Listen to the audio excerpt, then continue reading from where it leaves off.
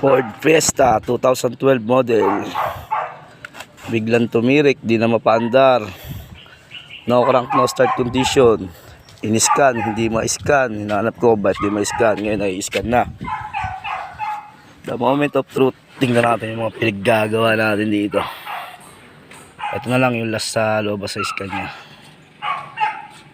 Crank siya position. Yun ang mga natira. Tapos ano ba to? ABS, TCM.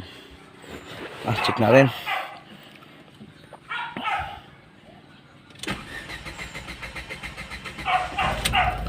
Hard start kasi sira yung crankshaft position sensor, kaya hard start. Pero okay na, gumana na siya. Pipiksa na natin siya.